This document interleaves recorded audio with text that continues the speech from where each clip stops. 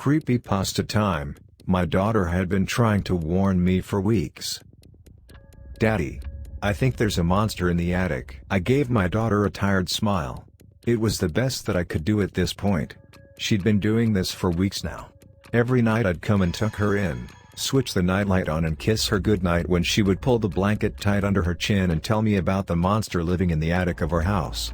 Eyes wide, lips quivering, she would shake her little head furiously and insist that she could not possibly go to sleep until I got up and checked. It wouldn't matter how much I tell her that it's all just in her head, and that monsters aren't real. If I don't check the attic, she'd wake up screaming and crying just past midnight.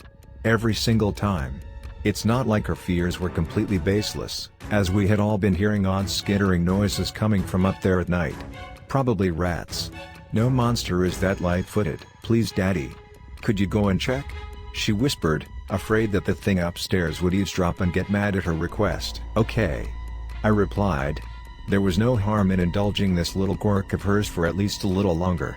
After all, the day when she would stop asking me to check for monsters and slam the door shut in my face wasn't all that far away. I just wished it wasn't the attic though. Why can't the damn thing live in her closet like a normal monster? Like a bored robot carrying out its daily task, I trudged out of her room, yawning as I reached the attic door, before sliding the ladder down and climbing up, one rickety rung at a time. I popped my head into the cramped space, slipped my phone out of my pocket and turned on its flashlight. Motes of dust shivered in the pale glow cast by the phone which illuminated the attic. Cardboard boxes covered in tattered rags, my wife's old easel and some broken furniture filled up the tiny attic. But no monsters. "All right honey," I said after coming back down to my daughter's room. "I've checked. No monsters again tonight. Maybe we'll find them tomorrow." She grinned, relieved. "Thank you Daddy." "Good night love." "Good night." Groaning and rubbing the crick in my neck, I entered our bedroom and plopped down on the bed belly first, mushing my face into the pillow. "Is Daddy back from fighting monsters?" my wife asked, slight mirth dancing in her tired voice. I grunted. "Yep. Kicked its little ass and sent it scurrying back to hell." She chuckled, and then turned over to the other side, her back facing me. I shut my eyes and got ready to go to sleep, when I was rudely interrupted by the critters in the attic skittering around like kids hopped up on candy.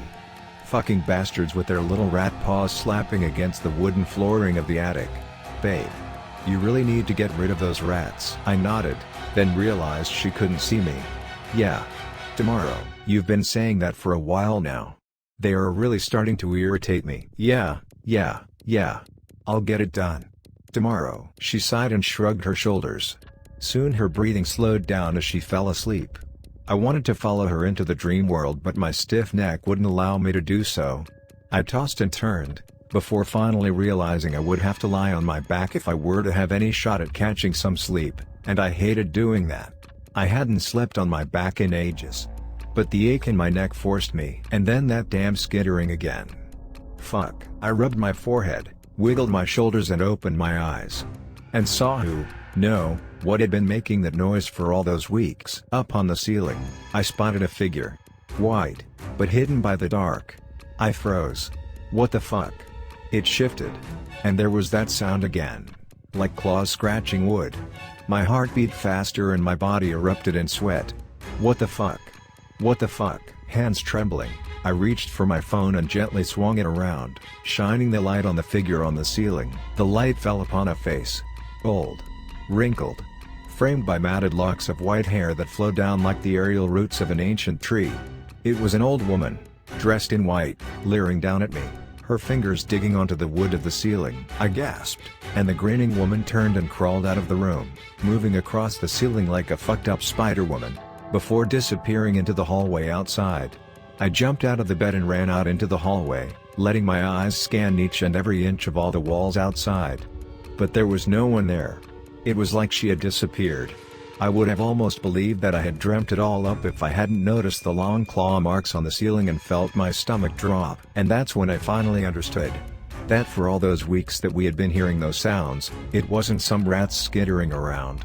It was that woman, looking down on our sleeping bodies, watching, grinning,